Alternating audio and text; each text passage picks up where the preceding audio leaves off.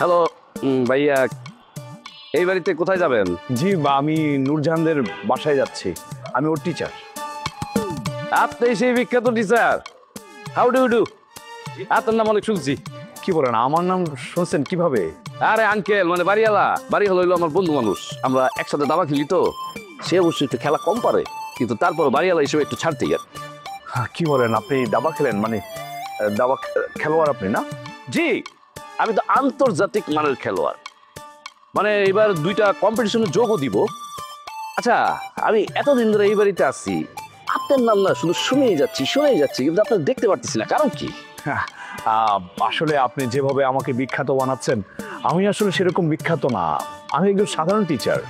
গুণীজনরা সব সময় নিজেকে একটু ছোট করে রাখে, আপনি হলো তার উত্তম একজন প্রমাণ।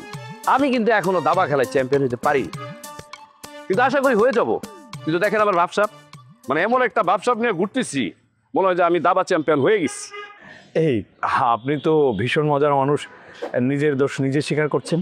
এটা তো উচিত ভাই, আমরা তো নিজের দোষটা ধরি না। যদি ধরতাম, আমাদের দেশটা আজকে একটা সোনার দেশ হইতো। আমরা কি করি? মানুষের পিছনে লেগে থাকি, এটাই তো আমাদের সমস্যা।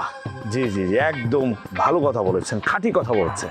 আপনার মতো সবাই যদি এইভাবে ভাবতো, তাহলে এই দেশটা না সত্যি সোনার দেশ হয়ে যেত।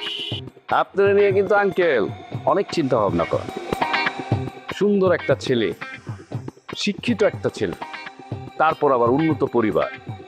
আঙ্কেল যখন আপনাকে নিয়ে প্রশংসা করতো না, আমার যে কি হিংসা হতো আমি আপনাকে বুঝাইতে পারবো না। কিন্তু এখন যখন আপনাকে সামনাসামনি দেখলাম, আঙ্কেলের কথা তো 100% রাইট। আপনি তো একটা সুদর্শন পুরুষ। আচ্ছা, আমি তো একটা বিষয় মিলাতে পারছি না, আঙ্কেল আমাকে নিয়ে এত প্রশংসা কেন করে? আমার মনে হয় কি জানেন, আপনাকে নিয়ে ওনার একটা কোনো বড় ধরনের চিন্তা ভাবনা আছে। এই আমাকে নিয়ে আঙ্কেলের বড় ধরনের চিন্তা, বিষয়টা বুঝলাম না। আর বুঝেন না কেন? নূরজাহানের জন্য একটা পাত্র খোঁজা হচ্ছে, আর আপনি হলেন একজন সুদর্শন, শিক্ষিত, উন্নত পরিবারের ছেলে।